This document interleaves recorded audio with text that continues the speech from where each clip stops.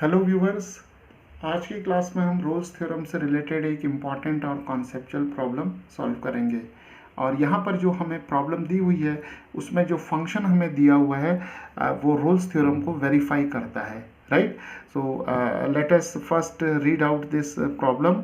So if C is a point at which Rolle's theorem holds for the function f of x is equal to log of x square plus alpha over 7x in the interval 3 comma 4 where alpha belongs to the set of real numbers, then we have to find the value of C and alpha, right. तो यहाँ पर जो function दिया हुआ है हमें, ये function जो है वो रोल्स थ्योरम को ओबे करता है या उसे सेटिस्फाई करता है, राइट. तो फंक्शन हमें यहाँ दिया है लॉग टू द बेस ई और x square plus alpha over 7x, right.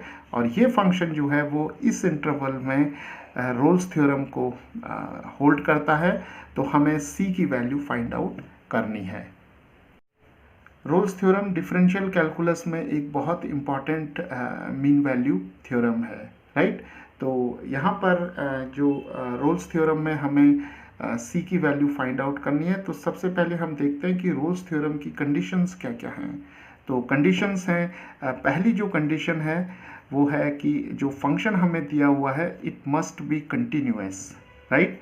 It must be continuous in the given interval. तो यहाँ की इंटरवल जो है वो है 3,4, राइट.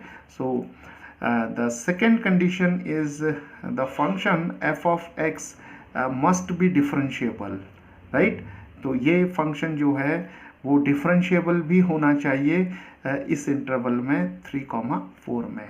तो यहाँ ध्यान देंगे कि जब हम कॉन्टिन्यूटी के लिए इंटरवल ले रहे हैं तो ये क्लोज्ड इंटरवल होगा, और जब डिफरेंशिएबिलिटी के लिए हम इंटरवल ले रहे हैं तब ये ओपन इंटरवल होगा 3,4, राइट. और जो थर्ड कंडीशन है इसकी वो है कि f of 3 must be equal to f of 4, right.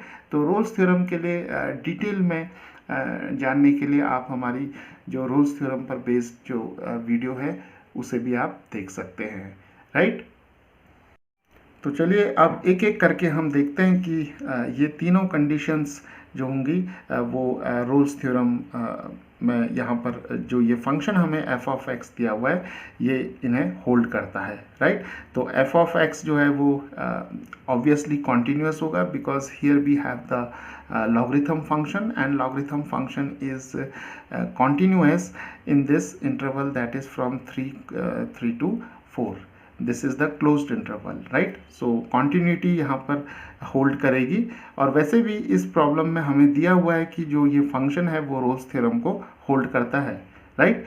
और जो सेकेंड कंडीशन है कि f of x must be differentiable, it means जो डेरिवेटिव है f prime of x it must exist in this interval that is 3,4, और ये जो derivative होगा वो इसमें एग्जिस्ट करेगा. तो अभी हम इसका डेरिवेटिव भी फाइंड आउट करेंगे.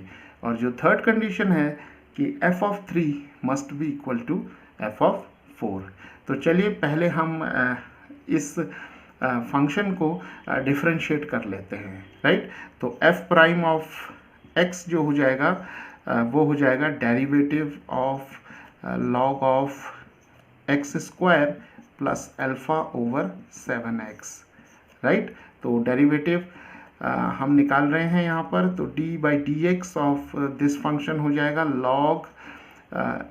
log of x square plus alpha लिखेंगे माइनस log ऑफ 7x लिखेंगे, राइट. तो यहाँ पर हमने log की प्रॉपर्टी यूज़ की.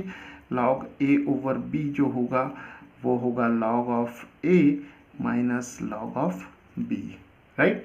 तो यहाँ पर अब हम डिफरेंशिएट करेंगे. तो log x square plus alpha का डेरिवेटिव हो जाएगा 1 over x square plus alpha times chain rule से एक्स स्क्वायर प्लस अल्फा को डिफरेंशिएट करेंगे तो ये आ जाएगा 2x. अल्फा का डेरिवेटिव 0 होगा because alpha is a real number and it is a constant, and the derivative of a constant is always 0, and the derivative of log 7x is 1 over 7x times 7 because the derivative of x is 1, right. तो अब हम इसे simplify कर लेते हैं। तो यहाँ 7 और 7 कैंसिल हो जाएगा, तो हमें मिल जाएगा 2x over x square plus alpha minus 1 over x, right. तो जो डेरिवेटिव है इस फंक्शन f ऑफ x का वो 2x over x square plus alpha minus 1 over x हो जाएगा, राइट। और ये जो डेरिवेटिव होगा ये एग्जिस्ट करेगा इस इंटरवल में 3,4 में, राइट। तो चलिए अब हमने जो पहली कंडीशन थी उसे देख लिया कि ये फंक्शन जो है वो कॉन्टिन्यूस होगा 3,4 में, बीइंग ए लॉगरिथमिक फंक्शन, और ये डिफरेंशिएबल है इस इंटरवल में 3,4 में। तो अब हम थर्ड कंडीशन देखते हैं, f of 3 is equal to f of 4। तो f of 3 is equal to f of 4 हमें क्या देगा? तो f ऑफ 3 हमें देगा यहाँ से log, यहाँ पर x की जगह 3 रखेंगे तो 3 square plus alpha over 7 times 3, and f of 4 is log of 4 square plus alpha over 7 times 4, right. और यहाँ पर दोनों तरफ हम एंटी लॉग ले लेंगे या लॉग और लॉग कैंसिल हो जाएंगे, ऐसा भी समझ सकते हैं हम। तो यहाँ पर हो जाएगा 9 plus alpha over 21, and this is 16 plus alpha over 28, right. तो यहाँ पर अब हम अल्फ़ा में हमारे पास एक इक्वेशन आ गई। So this is 7 3 this is 7 4 and from here we have 9 plus alpha over 3 is equal to 16 plus alpha over 4, और क्रॉस मल्टीप्लाई करेंगे तो ये आ जाएगा 36 plus 4 alpha is equal to 48 plus 3 alpha.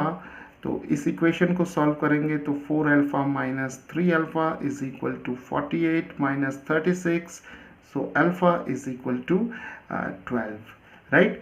So the value of alpha is equal to 12। तो alpha की value हमें 12 मिल जाएगी। तो चलिए अब c की वैल्यू फाइंड आउट करते हैं।